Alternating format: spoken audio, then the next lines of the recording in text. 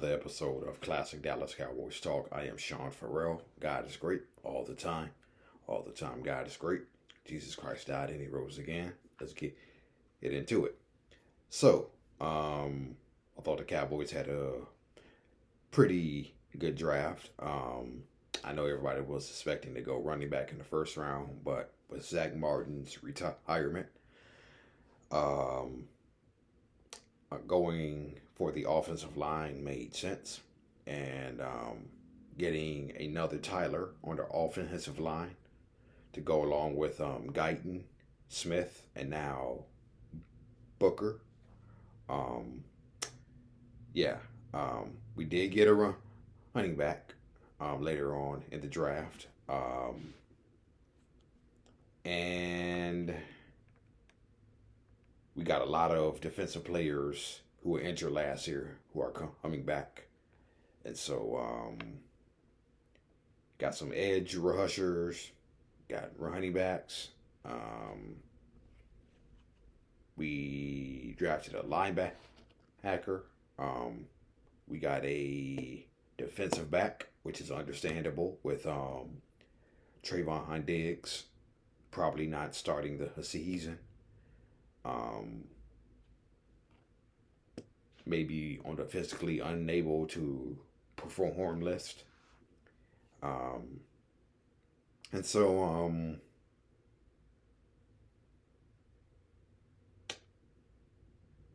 I am excited to see how it goes. I'm excited to see how it goes. Now, obviously, the talk was Shedeur or Sanders, right? And there's this guy. There's this guy on X, calls himself Ernie the Cowboys fan. I saw him post this. He said Shedeur Sanders is getting blackballed, and he wanted Jerry Jones to draft Shedeur Sanders. Okay. This is the same guy who flaps his gums every single time about Jerry Jones and the Cowboys making bad decisions. This dude is constantly flapping his gums about the bad decisions that Jerry Jones makes, okay? All right?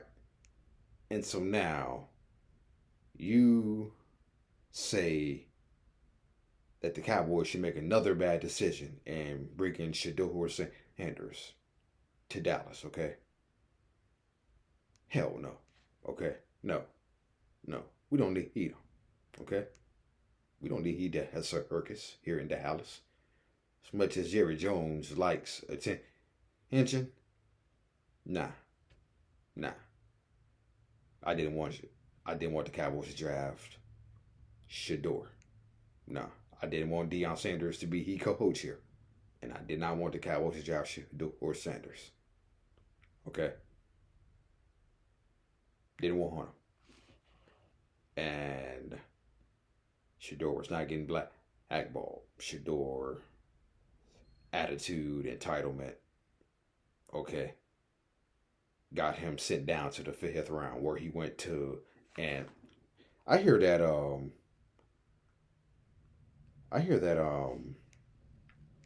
talk that the Cowboys are the dumbest in pro sports, okay? No. Forget the Dallas Cowboys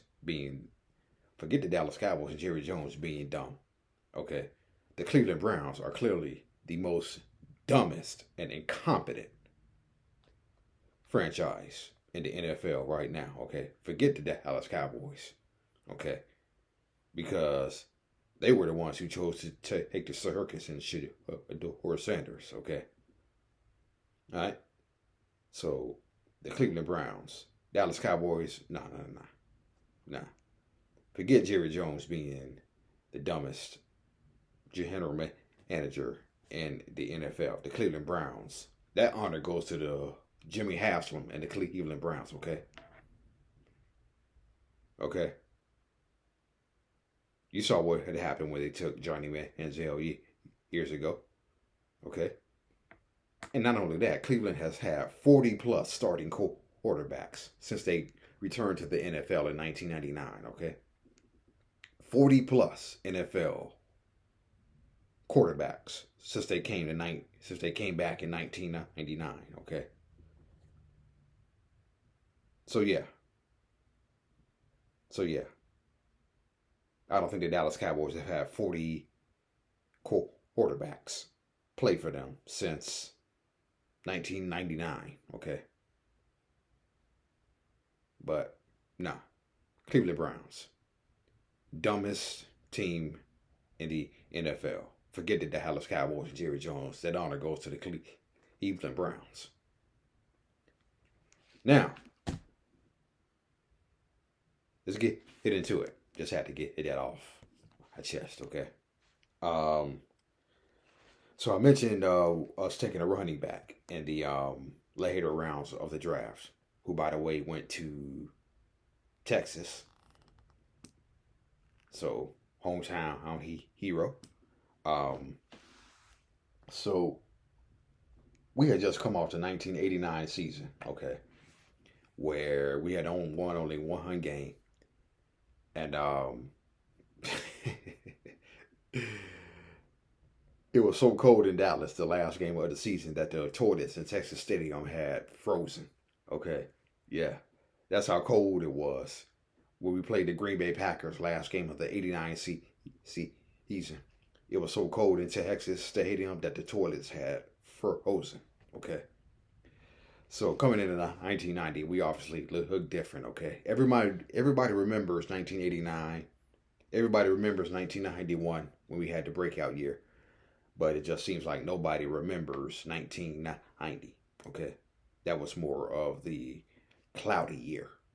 Okay, for the Dallas Cowboys. So we drafted Emmitt Smith. Emmitt Smith held out during training camp. Okay.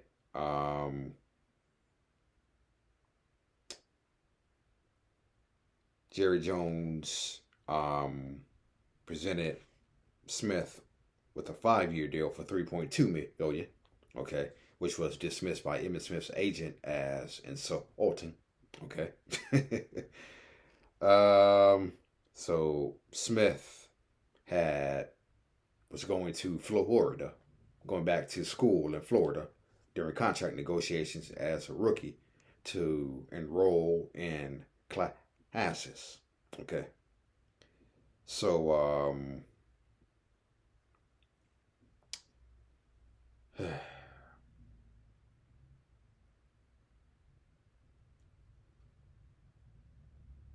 to all my Dallas Cowboy fans who actually watch not just Dallas Cowboys football, but football in general, y'all remember Timmy Smith, right? The guy who rushed for 204 yards against the Broncos, 42-17 route of the Denver Broncos. He became involved in drugs, and obviously his career wasn't the same. So while negotiations were going on with Emmitt Smith,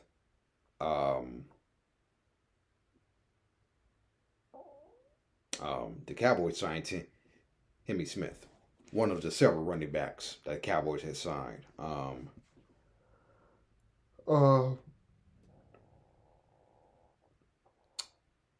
We also signed Tommie Agee, Keith Jones, and Ervin Farris. Okay. Out of those three running backs that have we signed, and check this. We signed 17 Plan B free agents. Okay, we signed 17 Plan B free agents in 1990. Okay. Now I saw something where we signed 21 Plan B free agents in 1990, but others say 21. I read somewhere where we signed 17 Plan B free agents. Okay. One of those Plan B free agents was Novacek. Tommie Agee actually stuck around for a few years with the Cowboys until 1994. Um, out of all the Plan B free agents that we signed, Jay Novacek, Tommie Agee, and James Washington actually stuck around for a few years. Okay.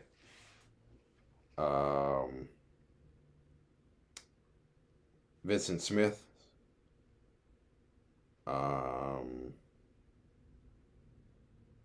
So out of all the Plan B free agents we signed, 4 stuck around. Agee, Novacek, Vinson Smith, James Washington. Okay. Novacek, too. So, back to Emmitt Smith. He rushed for 204 yards, got involved with drugs, was suspended by the league, and now he attempted to come back in 1990. He was obviously out of shape and fat. Okay.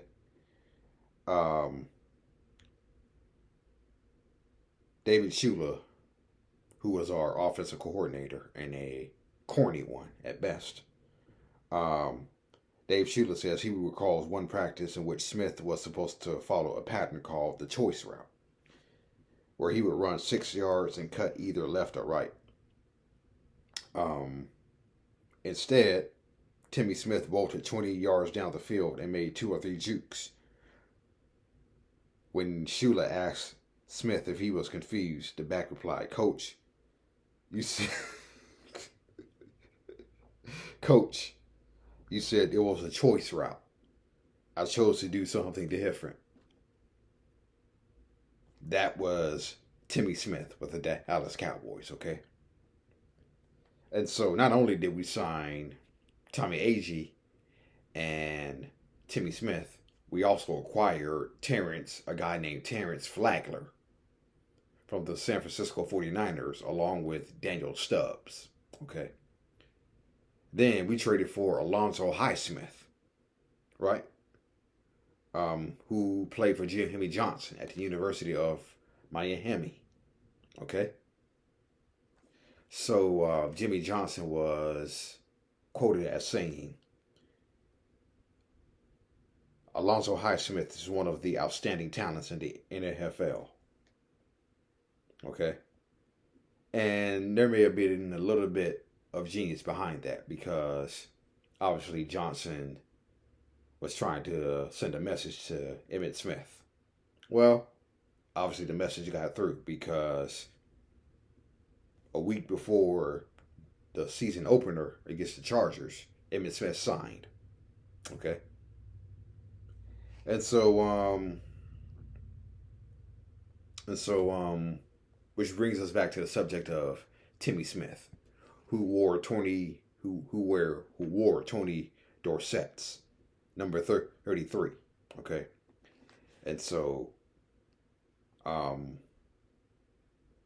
Smith wasn't the starter right off the bat. Tommie Agee was the starter at the beginning of 1990. Okay. So Emmitt Smith had to work himself into being the starter. Okay. And so we won 17-13 versus the Chargers opening game. And Timmy Smith, who famously said, "Coach, it was a choice route. I chose to do this." Yeah. Timmy Smith had 1 carry for 6 yards in the season opener versus the Chargers. 1 carry for 6 yards. And that was it for Timmy Smith, because the other Smith had signed. So there was no need for Timmy Smith. And he was released after the season opener versus the San Diego Chargers. 1 carry for 6 yards. That was Timmy Smith's career with the Dallas Cowboys. Okay. So Leon Lett not taking the ball over the goal line cost the Cowboys the record for points. Okay. Points for record points in the Super Bowl. That honor still goes to the San Francisco 49ers, who scored 55 against the Broncos in 1989. Okay.